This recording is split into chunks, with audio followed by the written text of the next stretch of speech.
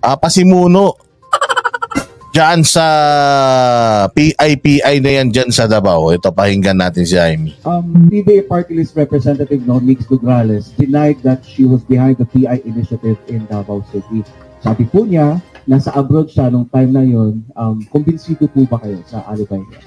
Well, I think the evidence will have to stand on its own. Sangkatutak ang aming affidavit at napakaraming testigo.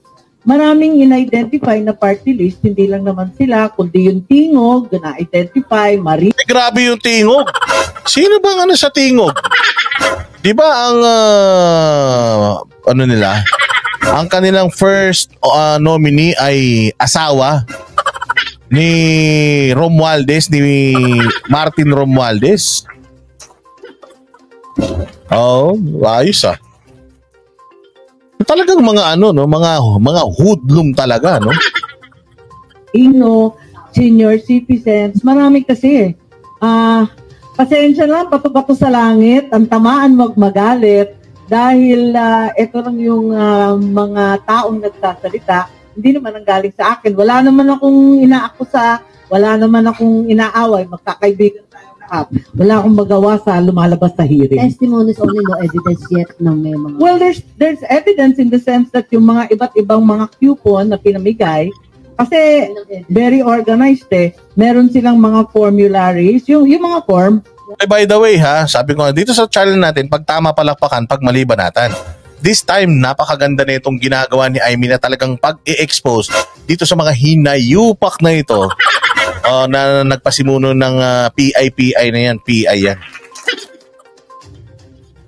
Kaya, Ma'am Amy, pakahusay mo rito Sana totoo yan sana totoo yan Sinoli nila. Dala-dala nila yung form kasi gusto nilang i-withdraw. Nagpapirma sila tapos ina-erase nila, pinubura nila kasi gusto nila mawala na At saka, yung iba naman, nabigyan ng food packs, tapos meron silang mga coupon. Doon sa Davao, iba, kada distrito. May picture ng bundok, may picture ng eagle, iba-iba. So, alam mo kung anong distrito ka. Hindi mo nakuha kay Chairman Garcia commitment to stop Well, he already stopped, as ordered by the President, he has stopped the acceptance of submitted signatures. But the question remains, there are millions of signatures already with the COMELEC, already accepted. So, that's the question. Aanhin yun? Ibabasura ba yun? Sabi niya, hindi, andun lang. Kapag andun lang, pwede pang gamitin yan sa mga susunod na PI. Wala namang expiry date yung mga permang yan. Sabi niya, oo, pwede pang gamitin. So malayo pa yung 2025, malayo pa mas lalong malayo yung 2028. Pwedeng i-recycle upcycle yan. Ang akin, hindi ba dapat isoli sa tao yan? Basura yan, sunugin yan, or something, di ba? I-recycle yan, itapon na muna yan.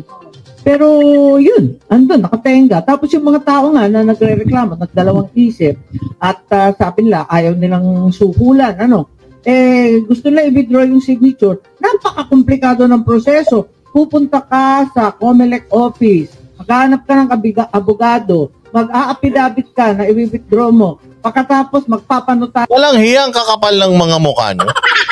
100 lang yung ibinigay nyo sa tao para sa pirma. Tapos pagbabawiin nila yung pirma, putya kukuha pa sila ng abogado. Magpapa-affidavit, panonotaryo pa yan. From Davao, mamamasahe pa yan, papunta ng COMELEC dyan sa main office dito sa Maynila.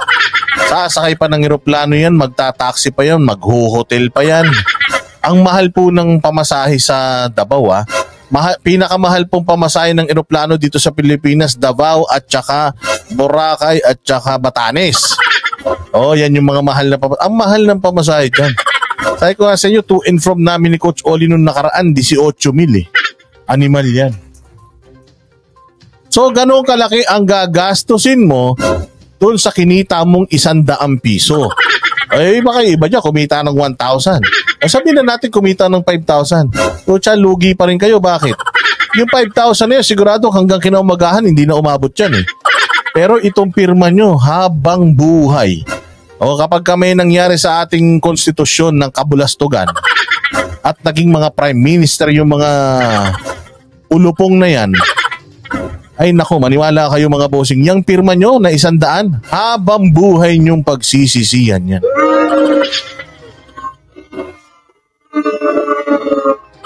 Hindi ba? Kaya maganda na i-expose dito ni Manang Aimee. Oy, good job ka dito ha.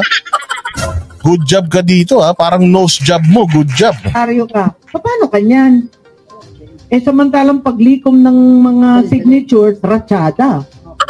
On that note, Mark, I would like you to give your closing remarks so you can proceed with your other legislative work. Yes, I think I already pitched my other legislative, many bills pending. And I would like to remind everyone as well, I mean, andito na rin tayo. Yun. So ito talagang balita na to. Sinabi niya na hindi lang daw si Migs Nograles, may mga iba pa daw po na mga party list na lumutang.